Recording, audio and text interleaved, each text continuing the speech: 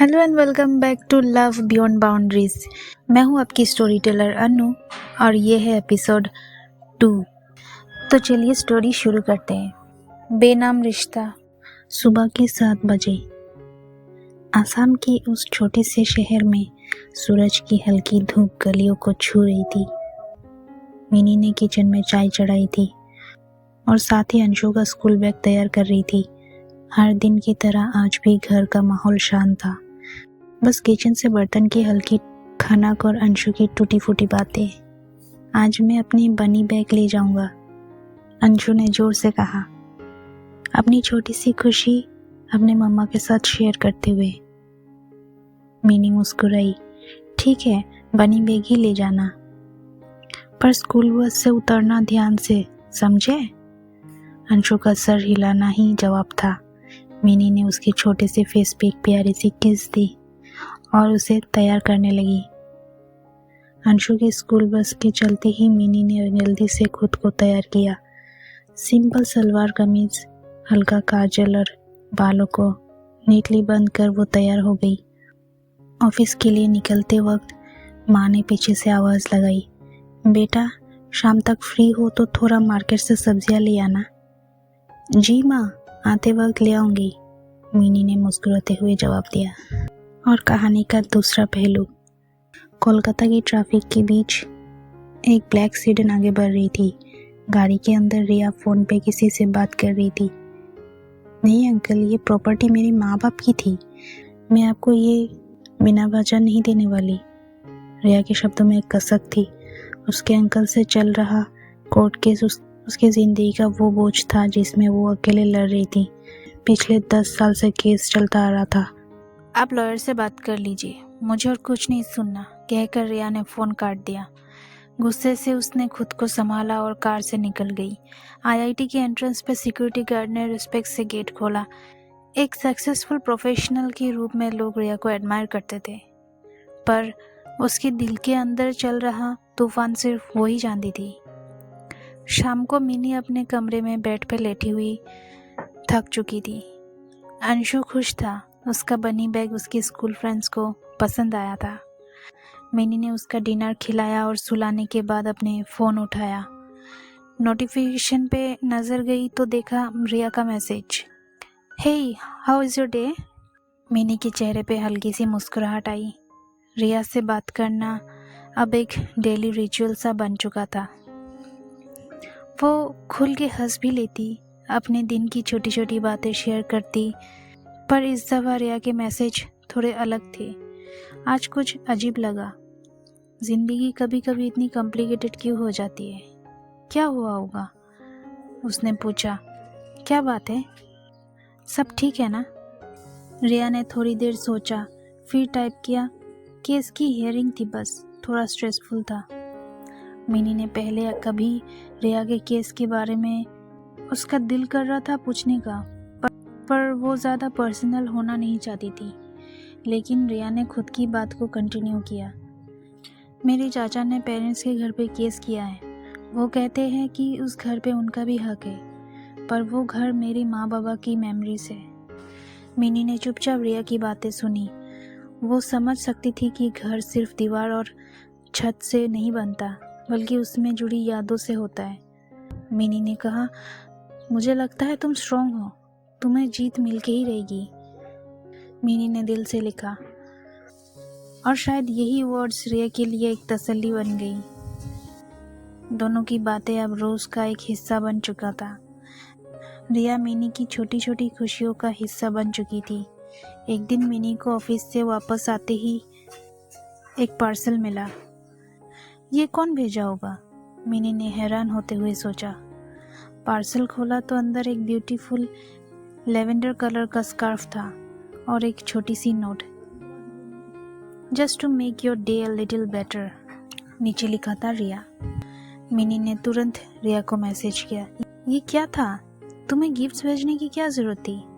रिया ने मजाक में लिखा, क्यों, तुम्हें सरप्राइज पसंद नहीं? मिनी ने थोड़ा गुस्सा दिखाया, नहीं रिया, मैं ऐसे गिफ्ट्स नहीं ले सकती, मुझे ये अच्छा नहीं लगता। रिया जिद पे आ गई, तुम मेरी फ्रेंड हो और मुझे खुशी मिलती है तुम्हें खुश देखकर। प्लीज़ बस एक्सेप्ट कर लो। मिनी ने खामोशी से स्कार्फ को देखा। वो चाहे जितना भी सेल्फ रिस्पेक्ट वाली लड़की थी, लेकिन कहीं ना कहीं रिया के इमोशंस को समझ रही थी।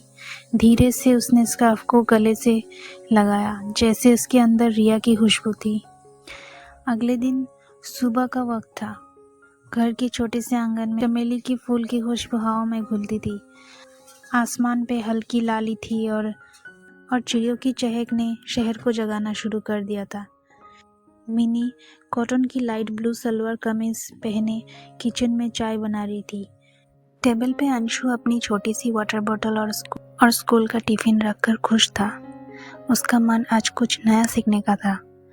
मम्मा, आज स्कूल में टीचर ने बोला कि हमको अपनी फैमिली का ड्राइंग बनाना है, अंशु एक्साइटमेंट से बोला। मिनी ने थोड़ा समझकर उसकी तरफ देखा। तो तुम क्या बनाओगे बेटे? अंशु ने बिना सोचे जवाब दिया। मम्मा, नानू, नानी और मैं। एक पल के लिए मिनी का दिल में कुछ चुप सा गया, पर उसने दुख छुपाकर सिर्फ इतना कहा, बिल्कुल सही, और तुम सबसे अच्छा ड्राइंग बनाओगे। अंशु की खुशी उसके नन्हे चेहरे पे छाई रही। मिनी जानती थी उसके जीवन का ये फैसला अंशु के भले के लिए था। रोहित से अलग होने के बाद मिनी ने खुद को मजबूत बनाया था, लेकिन क्या रातों की तन्हाइयाँ अब भी उसका पीछा करती थी? दूसरी तरफ कोलकाता में रिया अपने 2 BHK फ्लैट में तैयार हो रही थी। वार्डरोब के सामने खड़ी वो लाइट बेज फॉर्मल पैंट और वाइट शर्ट पहन चुकी थी। हमेशा कॉन्फिडेंट नजर आने वाली रिया के चेहरे पे आज थोड़ा स्ट्रेस था। आज कोर्ट का हियरिंग दिन था। ब्रेकफास्ट टेबल पे अर्जुन न्यूज़पेपर पढ़ते हुए कैजुअल टोन में बोला, आज किसका क्या लगता है? तुम्हारे लॉयर ने कुछ कहा?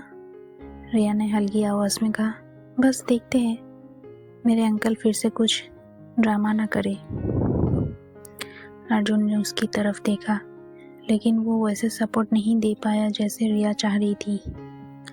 अर्जुन रिया को कहने लगा, तुम कब तक ये सब लेके चलोगी? कभी कभी छोड़ देना बेहतर होता है। ये शब्द रिया के दिल पे चोट की तरह लगी, लेकिन उसने कुछ नहीं कहा। अर्जुन के लिए यह सिर्फ एक प्रॉपर्टी केस था, पर रिया के लिए उस घर की दीवार पे उसकी बचपन की यादें जुड़ी हुई थी। दोपहर का वक्त, मिनी लंच ब्रेक पे अपने ऑफिस के छोटे से पेंट्री में आकर बैठी थी। गरम चाय और सिंपल आलू पराठा उसके लंच का हिस्सा था। तभी फ़ोन पे एक नोटिफिकेशन आया, मैसेज फ्रॉम रिया। हियरिंग के बाद मिलेंगे मैसेजेस, बस थोड़ा नर्व ब्रेकिंग लग रहा है। मिनी ने बिना देर किए रिप्लाई किया, तुम स्ट्रॉन्ग हो रिया, सब ठीक होगा। रिया के लिए ये छोटे छोटे वर्ड्स बहुत मायने रखते थे। जब पूरी दुनिया प्रैक्टिकल एडवाइस देती थी, तब मिनी के शब्दों में एक सुकून होता था। वो एक कनेक्शन था जिसमें ना दिखावा था, ना एक्सपेक्टेशन, सिर्फ एक जेन्युइन केयर था। कोर्ट में दोनों साइड्स के लॉयर्स आर्ग्यूमेंट कर रहे थे। रिया वाइट कुर्ता और बेज दुपट्टा पहने डिफाइन लग रही थी। वो हर एक स्टेटमेंट पे ध्यान दे रही थी। उसके अंकल के लॉयर ने प्रॉपर्टी को लेके अपने अधिकारों की पूरी कोशिश से बात रखी। ये प्रॉपर्टी लीगली उनके पिता के भाई के नाम पर भी थी, इसलिए उनका हक बनता है। रिया के लॉयर ने काम टोन में जवाब दिया, पर यह घर रिया के माँ बाप ने पूरी चलाई थी, उसका मेंटेनेंस या फिर सब कुछ, जिसमें उन्हें अपनी पूरी ज़िंदगी बिताई। इमोशनल और एथिकल पर्सपेक्टिव से तो ये घर सिर्फ एक कॉन्क्रीट स्ट्रक्चर नहीं है। हियरिंग ख़त्म होती है और नेक्स्ट डेट मिलती है। रिया कोर्ट से बाहर आई, दिल थोड़ा हल्का लगा। फ़ोन उठाकर उसने मिनी को मैसेज किया, कुछ प्रोग्रेस नहीं हुआ, बट आई एम ओके, तुमसे बात करके शायद बेटर फील करूँ। मिनी ने तुरंत रिप्लाई किया, तो बात कर लो, आई एम ऑलवेज हियर। और बस दोनों के बीच एक नया सफ़र चालू हो गया। रिया को मिनी से बात करना अच्छा लगता था। वो चाहती थी कि मिनी की छोटे छोटे पलों में वो अपना हिस्सा बना सके। एक दिन बिना बताए उसने मिनी के लिए एक कोरियर कर दिया। शाम को मिनी ने डोरबेल बजाते ही पार्सल रिसीव किया।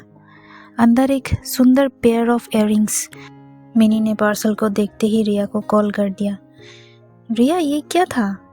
तुमको गिफ्ट्स भेजने की कोई ज़रूरत नहीं थी। रिया के टोन में मजाक था। अरे क्यों नहीं, तुम्हारी मुस्कुराहट मेरी रिवॉर्ड है, मिनी ने थोड़ा गुस्से वाली टोन में कहा। पर रिया, मुझे ऐसे एक्सपेंसिव गिफ्ट्स लेना अच्छा नहीं लगता। रिया कहती है, तुम बस एक्सेप्ट कर लो मिनी। कभी कभी किसी का प्यार से दिया गिफ्ट लेना भी एक खुशी होती है। मिनी ने खामोशी से इयररिंग को हाथ में लिया। एक अजीब सी वार्म थी उस पल में। उसने दिल से महसूस किया, शायद ये सिर्फ एक गिफ्ट नहीं, रिया के इमोशंस का एक हिस्सा था। तो गाइज़, आज के लिए इतना ही। मिलते हैं नेक्स्ट वीडियो पे। अगर आपको स्टोरी अच्छी लग रही है तो प्लीज़ चैनल को लाइक, शेयर एंड कमेंट ज़रूर करें और सब्सक्राइब भी गाइज़। Thank you.